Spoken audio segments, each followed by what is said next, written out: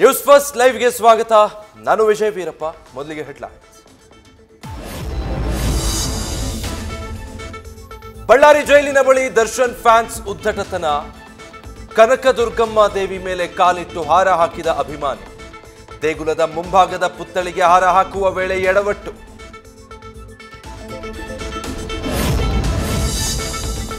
ಖುಷಿಯಲ್ಲಿದ್ದಾಗ ಬರೋನು ಸ್ನೇಹಿತ ಅಲ್ಲ, ಕಷ್ಟದಲ್ಲಿ ಹೆಗಲು ಕೊಡುವವನು ಸ್ನೇಹಿತ.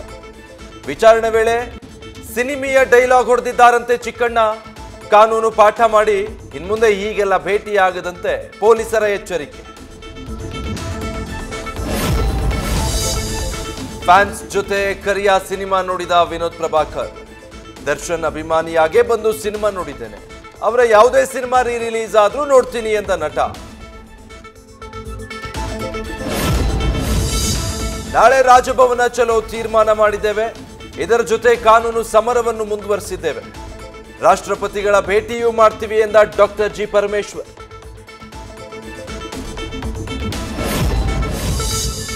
ಉಡುಪಿಯ ಪಡುಬಿದ್ರಿ ಬೀಚ್ನಲ್ಲಿ ಮಾಡೆಲ್ ಓರ್ವಳ ಬಿಕಿನಿ ಫೋಟೋಶೂಟ್.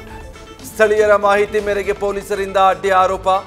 ತಪ್ಪೇನು ಅಂತ ಸೋಷಿಯಲ್ ಮೀಡಿಯಾದಲ್ಲಿ ಮಾಡೆಲ್ ಪ್ರಶ್ನೆ.